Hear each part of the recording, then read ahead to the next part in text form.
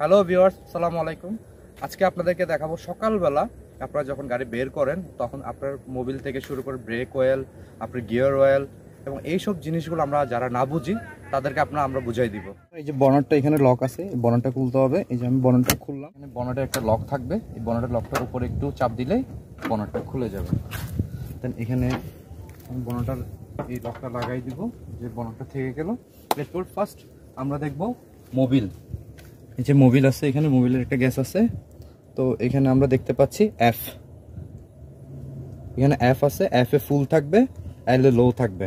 আর যদি যতটুকু কমে ওই পরিমাণ আপনার থেকে মোবিলটা দিতে হবে ইঞ্জিনের মধ্যে। এবং আমরা দেখাই দিব। এবার আমি গ্যাসটা রেখে দিই।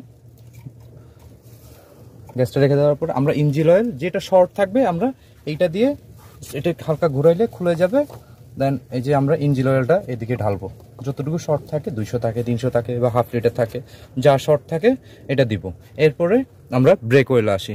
এই যে ব্রেক অয়েলের এই ঢাকনা, এটা এখানে ম্যাক্স এবং মিন লেখা থাকবে। আমারটা এখন বর্তমানে ম্যাক্সেই আছে।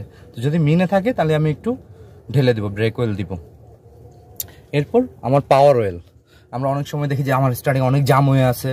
তো এই জ্যামের জন্য যে এই পাওয়ার অয়েল যদি অনেক সময় না থাকে, লিকেজ করে, তখন এই যে আপনার স্টার্টিং আপনার জাম হয়ে যাবে, একদম প্রচুর পরিমাণ জাম হয়ে যায় এগুলো। তো এটা সব এর ক্ষেত্রে থাকে কি, আমরা পাওয়ার অয়েল না থাকলে, যদি আবার পাওয়ার অয়েল ঠিকমতো থাকে তাহলে আপনার কোনো প্রবলেম হয় না। এরপর আমাদের এই যে গিয়ারের যে গ্যাসটা আছে, এটা আমি তুলতেছি। তো এখানে লেখা আছে সব কিছু, আমি আপনাকে দেখাই।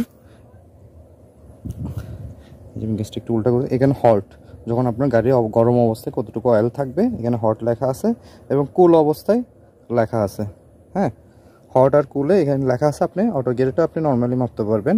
এরপর অনেক সময় আমরা দেখি কি ব্যাক গিয়ার দিয়ে মাপা হয়, এটা গ্যারেজে হয়। ওইটা আপনি যদি বুঝেন তাহলে শিখতে পারলে কোনো সমস্যা নেই, আপনি পারবেন। আর যদি না পারেন তাহলে আপনি যে কোল্ড অবস্থায় বা হট অবস্থায় যেটা আছে ওটাতেই করবেন। রেডিয়েটরের পানি আমরা কোল্যান্ট ইউজ করে থাকি। কোল্যান্ট ইউজ করলে ভালো মানের কোল্যান্ট ইউজ করব। অ্যান্ড এটা সবসময় সকালবেলা আমাদের এটা ফুল করে রাখতে হবে, ফুল। এরপরে স্পেয়ার ট্যাঙ্কি। এবং অনেক সময় আমাদের গাড়ির টেম্পারেচার বেড়ে যায়, টেম্পারেচার বাড়ার কারণে আমরা দেখা যায় কি এটা খুলে ফেলি। তখন এই পাইপ যেটা, এটা হস পাইপ বলে, হস পাইপটা আমি একটু চেপে দেবো। যদি এরকম সফট থাকে তাহলে আমি ঢাকনাটা খুলতে পারবো। আর যদি এটা হার্ড থাকে তাহলে ওখানে যদি ভিতরে গ্যাস জমে থাকে তাহলে এটা আপনার মুখে পড়তে পারে, গায়ে পড়তে পারে। তো সতর্কভাবে খুলবো, এই জিনিসটা আমরা সতর্কভাবে একটু খোলার চেষ্টা করব। আর এটা হলো যে পাউডার ব্যাটারি, এটাতে পানি চেক করার কোনো সিস্টেম নাই। আর যেগুলো টুপ লাগানো থাকে, কতগুলো 5টা 6টা এই টাইপের টুপ লাগানো থাকে। তো এইসব ব্যাটারিতে আমরা পানিগুলো চেক করে থাকি। এখানে ম্যাক্স আর মিন লেখা থাকবে, যেরকম ব্রেক অয়েলে লেখা থাকে ম্যাক্স মিন, ওই পরিমাণ আপনার ব্যাটারির পানি পাওয়া যায় বাজারের মধ্যে।